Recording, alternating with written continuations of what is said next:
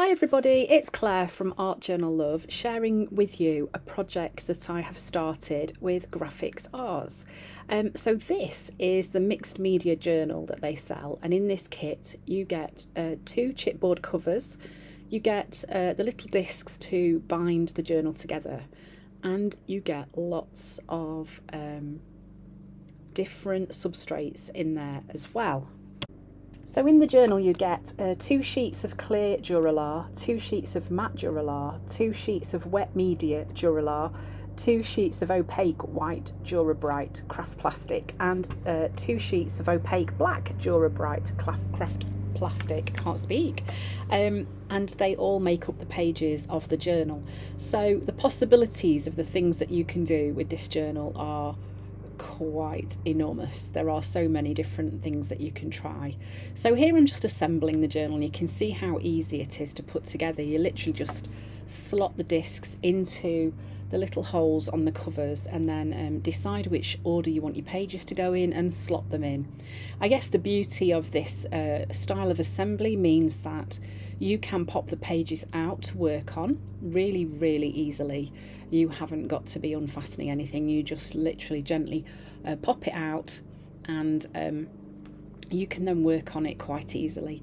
The journal also lays flat, so if you wanted to leave them in there to work on it, you can also do that. So it is really versatile, and lots of fun to play with these different substrates as well, just to kind of see what things you can do with them. So once I've got it all assembled and I had a look at how it was going to kind of sit together, I then decided I was going to have a go at decorating the cover.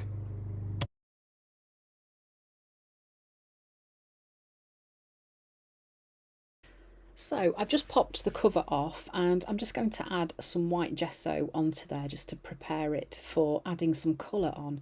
So usually when I work in an art journal, I save the cover for last, but I couldn't wait to have a go at decorating the cover on this journal. So I'm using the gesso just to prime it, just to get it ready.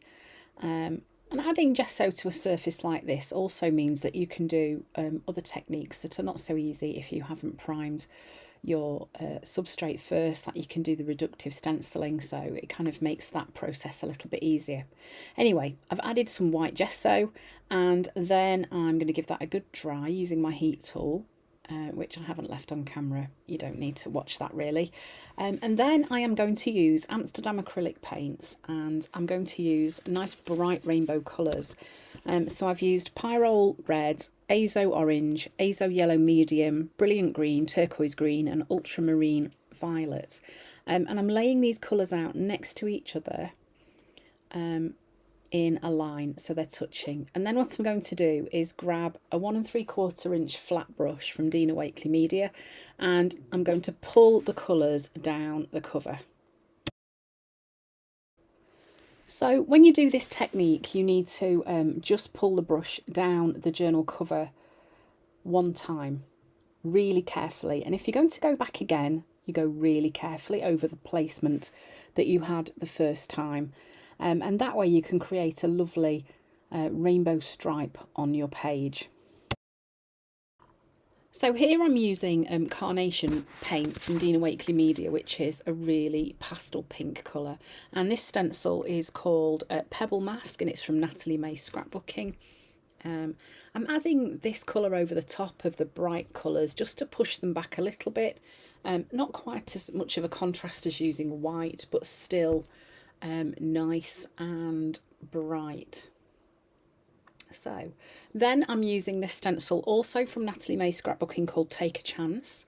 I'm just pulling a little bit of text stamping across the journal cover too. And this pink is Permanent Red Violet Light from Amsterdam Acrylic as well.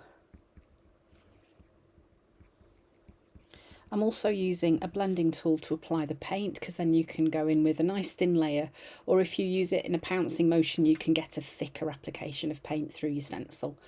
And then once I've finished with the stenciling, I then got some paint left on my blending tool, so I'm just pulling that round the edges of the journal as well.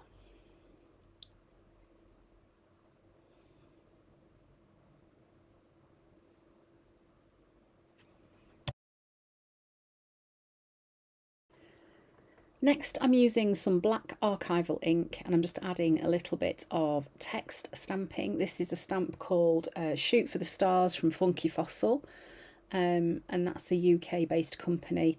Any text stamp would work for this, but this is just bringing a little bit more contrast onto the journal cover.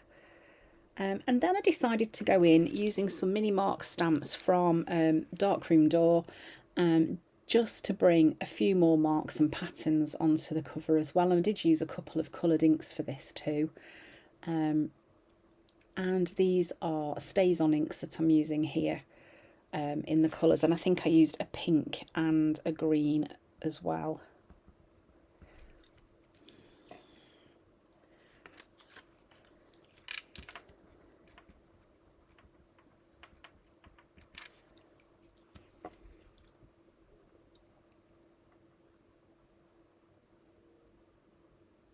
And purple. So all the time I'm trying to make sure that my creation, my page, is balanced and that it doesn't feel like there's big gaps anywhere. I'm going to leave a calmer space kind of a third of the way down, just because that's where the title of the journal is going to go. So now I'm introducing a bit of white. This is a circle mark stamp also from Funky Fossil. This one I'm just stamping around the edges, so just introducing a bit more contrast. And then with some white paint, watered down white acrylic paint, I'm just going to add some splatters onto the cover too. So that all needs a really good dry before I go on to the next stage. Then I'm going to use a black pen and I'm just roughly outlining those circles, adding some little squiggles too. And then I'm just painting the back of the journal cover with black gesso. I mean, you could also make this part of your journal. You could make this a journal page if you wanted to. But I thought that because the front of it was nice and bright, I would keep the back fairly plain. And I'm going to paint it black using this gesso from Dina Wakley Media, and then add some white stamping over the top of that too, again using a text stamp and some white acrylic paint.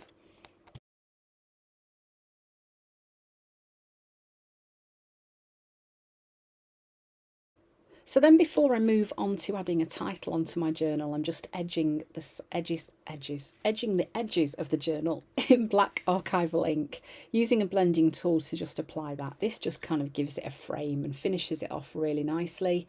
Kind of brings all those elements with the black and white and the contrast all together. And then on the reverse side, where I've painted black with gesso, I am just adding a little bit of white text stamping over the top of there, and in some places I'm just stamping more than once just to create that kind of layered effect. So this just takes away from the plainness of the black gesso, leaves a little bit of interest. And if in the future I wanted to work on this as a page in my journal, I can still do that. So then I'm just popping it back in place. You can see how easy it is to get back in using this disc method of binding. You literally just pop it over and it just slots back on. Okay, so then I wanted to add some words onto the front of my journal. So I'm using this clear shrink film from Graphics Arts. I absolutely love playing with shrink film. I think it's just the most fun thing. I'm using this stamp set from Dina Wakley Media, and I'm going to just have the words Art Journal. I'm going to stamp the letters using black archival ink onto the shrink film, cut them out and shrink each one individually. So they do shrink quite significantly, but they end up being really cute. On the instructions it says that it's best to do them in the oven, and you can also do it with a heat tool, although you do need to have something at the ready to squash the shrinky flat before it goes cold. So I'm kind of show you that process here. The reason I tried with my heat tool is because my art room where I work is outside in the garden, away from the house. I couldn't be bothered to go in and switch the oven on, and I thought, well, my heat tool gets really, really hot. I wonder if it'll work, and it did. So it just kind of makes that nice and easy. So that is the technique I use for shrinking here. So you can see I've got a Ranger heat tool. I've got a ruler at the ready as well. So as soon as it's shrunk and gone to the size it's going to go, it won't shrink any further, I take the heat tool away and just press it flat with my ruler. Obviously I'm using a plastic ruler, so I've got to be careful not to let that get too close to the heat tool, but it's probably safer than using a metal ruler because obviously that'll conduct the heat. That would be a little bit terrifying. But you can see how easy this is. It's just so easy and quick, and what a lovely way to get some words onto the journal cover using the Shrinkies for that. So this has so many possibilities that you could stamp quotes onto it as well, and you will see that I go on to make a charm to go on the front of the journal too. So here I'm just using some Dina Wakley ultra thick gel medium to stick these shrinky letters onto the front cover.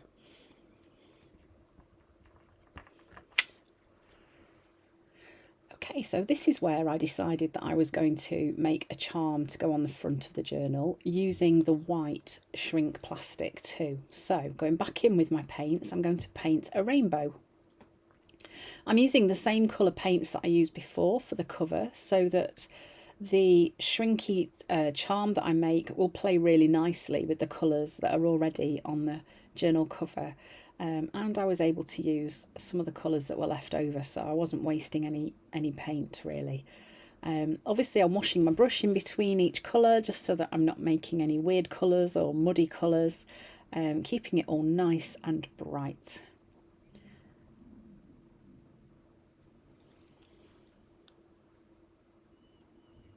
So obviously when you are painting shrink film or stamping on it, you do kind of need to give it a little bit of drying time before you heat it up.